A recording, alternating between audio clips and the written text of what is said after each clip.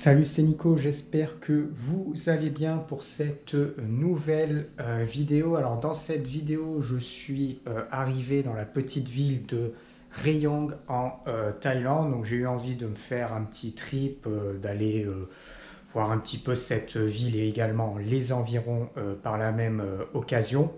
Donc j'y avais jamais vraiment été et puis ça faisait un moment où je me disais, voilà, j'ai quand même vraiment envie d'aller d'aller me jeter un petit coup d'œil ici. Je me suis dit ça peut être une opportunité, ça peut être aussi une alternative de voir d'autres choses.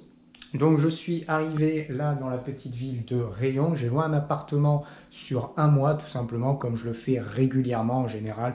Je fonctionne sur des appartements d'un mois. Alors des fois ça peut m'arriver de prendre des hôtels mais en général je fonctionne sur du Airbnb au mois pour deux raisons. Première raison parce que j'aime changer, même si je reste au même endroit, j'aime bien changer d'environnement. Et puis deuxième raison, hein, j'ai pas envie de prendre des contrats d'engagement ou quoi que ce soit, ça surtout pas. Donc je reste toujours sur un système de Airbnb. En Airbnb à Rayong, ça n'a pas été facile à trouver. Là en fait, je suis tombé sur quelque chose, il y a vraiment eu des très bonnes notes à prix qui m'a semblé correct, donc j'ai sauté sur l'occasion. Hormis ça, il y avait très peu de Airbnb à Rayong, vraiment très très peu de Airbnb à Rayong. Et les quelques Airbnb qu'il y avait, il n'y avait pas de notes, il n'y avait pas de choses comme ça. Donc en général, j'évite quand il n'y a aucune note, quand c'est juste une annonce qui vient d'être postée. En général, j'évite et cette annonce-là était très bien notée. Il y avait pas mal de notes déjà et ça avait l'air, déjà de une sérieux. Puis l'appart avait l'air pas mal. Donc du coup, cet appart-là, c'est une sorte de résidence hôtel. Alors c'est pas forcément un condominium, c'est pas non plus un hôtel, c'est un petit peu entre les deux parce qu'on peut avoir du nettoyage dans le mois. Il y a aussi des choses qui font un peu hôtel, mais c'est en même temps une résidence. Donc on va voir ce que ça donne. Alors ici, je suis sur un tarif, j'ai payé ça en Airbnb 12 000 bahts. Alors au début, je me suis dit c'est peut-être un petit peu plus cher. Et puis finalement, je viens de voir là en arrivant la petite carte avec les prix, les tarifs exacts. Donc il faut en fait genre des tarifs ici. Il y a quatre modèles d'appartements. Et là où je suis, alors il y a le Super Studio, Deluxe Studio, Executive Studio, One Bedroom Suite.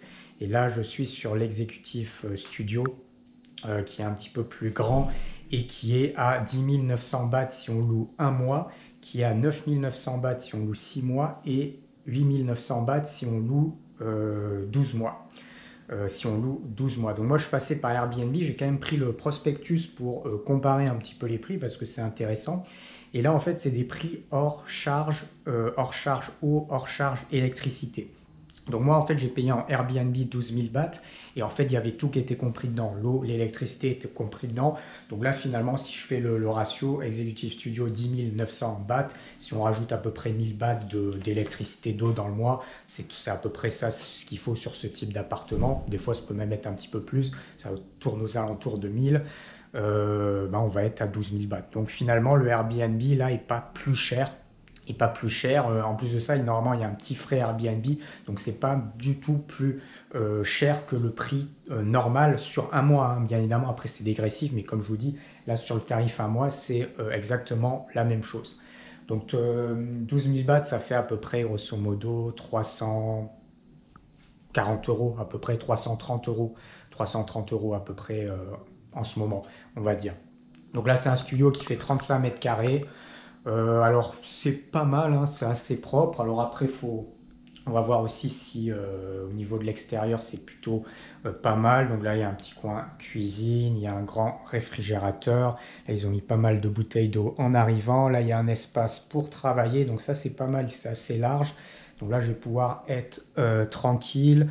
Après, là, il y a un petit coin, en fait, mini coin salon. Et puis après, il y a le lit. Donc, on est tout simplement sur un studio, mais sur un studio qui reste quand même assez grand, effectivement. Donc, le studio est quand même assez grand, assez spacieux. Et puis après, il y a un petit coin ici. On va avoir une glace à ce niveau-là. Et puis là, il y a la salle de bain. En salle de bain, ça va. C'est plutôt correct. C'est plutôt correct. En fait, c'était un bâtiment assez ancien. J'ai regardé sur le site web et puis ils l'ont tout rénové assez récemment pour faire quelque chose de propre à l'intérieur. Il y a également un petit balcon. Alors, ici, là, je suis simplement Je suis pas très haut en termes d'étage.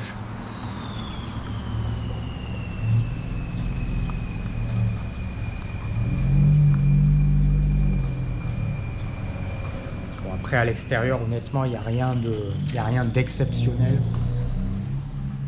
Il n'y a rien d'exceptionnel à l'extérieur. Alors, il y a une place où on peut, en termes de commodité, on peut se poser un petit peu travailler. Il y a un petit café également qui est positionné au niveau du lobby, qui a l'air assez bien dans ce qu'ils font parce que c'est des choses organiques.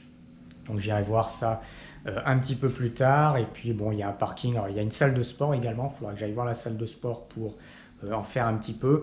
Et puis, piscine, par contre, ici, il n'y en a pas. Et niveau localisation, à Rayong, alors je vais voir ce que ça donne, mais apparemment c'est plutôt bien placé. Il y a le boulevard Sukhumvit qui est situé à 100 mètres en fait, et à partir de là, on peut se déplacer un petit peu, pas très loin.